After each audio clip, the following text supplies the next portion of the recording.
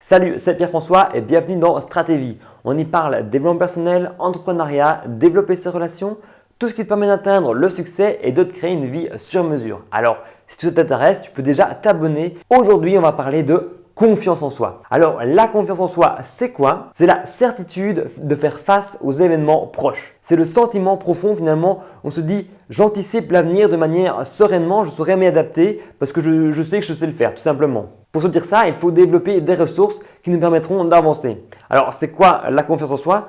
Ça vient de l'estime de soi. L'estime de soi qui est composée de trois choses. L'image de soi, l'amour de soi et la confiance en soi. Alors, pour arriver à la confiance en soi, il faut pouvoir s'aimer, avoir une bonne image de soi. Et une fois qu'on aura une bonne image de soi, on aura une bonne confiance en soi. Mais ça, c'est un petit peu des images théoriques, puisque on sait bien qu'on a autour de nous peut-être des proches, des parents, des profs qui sont directement, même des amis parfois, experts pour nous casser, nous briser notre confiance en soi ou même parfois pour nous encourager et nous donner plein de confiance en soi. Ce que je voudrais faire aujourd'hui, c'est de donner 5 astuces pour te permettre que quand tu auras comme ça un moment d'anxiété, finalement, tu auras développé les ressources nécessaires pour aborder la situation de manière sereine. La première astuce, ce serait de te poser les questions à quoi ressemblerait le monde si je m'aimais, si j'avais une bonne image de moi, si j'avais confiance en moi. Parce qu'en fait, c'est comme un petit peu le sourire. Tu sais bien, quand tu dis est-ce que je souris et finalement je suis content ou alors c'est parce que je suis content que je souris. Il y a des expériences psychologiques qui ont été menées pour dire que dès que tu souris finalement, ton cerveau ne fait pas trop la différence et va se dire ah il est heureux. Donc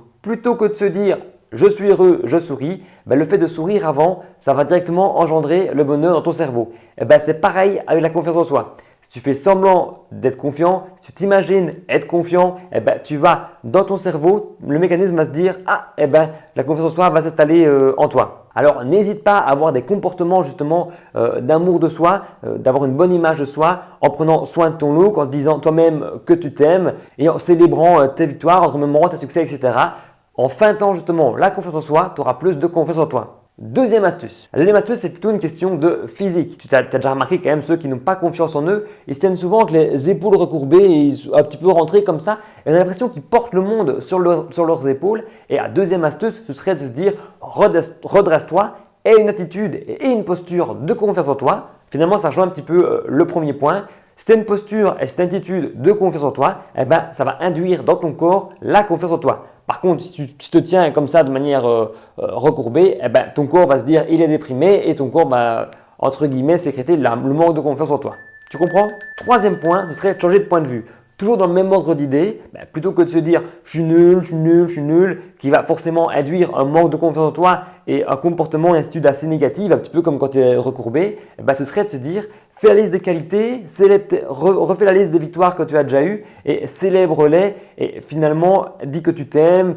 Fais-toi des compliments à toi-même pour justement induire cette confiance en toi et donner justement cette confiance à toi-même en la fêtant un petit peu. La quatrième action, c'est la méthode des petits pas. C'est justement les petites actions. Ce qui va amener à ce que tu sois de plus en plus confiant, c'est de répéter des actions et de sortir de ta zone de confort.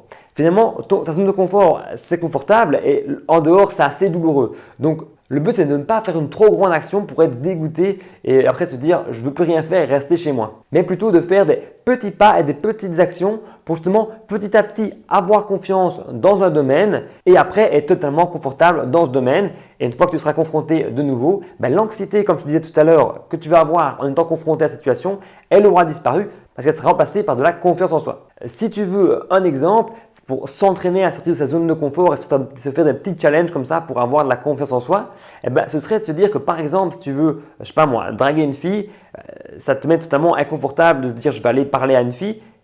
Tu peux, dans un premier temps, aller aborder une personne, demander l'heure, une deuxième, demander l'heure, et puis une troisième, se dire, je vais essayer de tenir 3 minutes dans une discussion, puis là, c'est peut-être que des hommes et des femmes, et après se dire, je vais vraiment aborder une femme, mais juste dans un objectif de faire une discussion, et même pas d'avoir son numéro ou quoi, pour après, au fur et à mesure, arriver à avoir son numéro, être de plus en plus confortable dans cette situation, avoir confiance dans cette situation, et finalement réussir à avoir un numéro et décrocher un rendez-vous. Avec toutes ces astuces, finalement, quand tu seras confronté à cette nouvelle situation qui au début te paraissait stressante, ça causait en toi de l'anxiété, tu auras, à force de sortir de ta zone de confort, fait des petits pas, etc., créer cette confiance en toi nécessaire pour justement anticiper cette situation de manière sereine.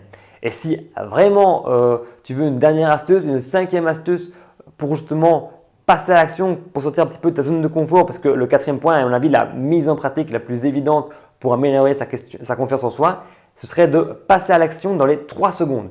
Le cerveau, justement, il a entre 3 et 6 secondes pour se dire « je trouve une excuse, je ne passerai pas à l'action et être bloqué ». Donc du coup, dès que tu dois passer à l'action, dès que tu dois faire quelque chose, tu comptes 3 secondes dans ta tête pour justement passer à l'action.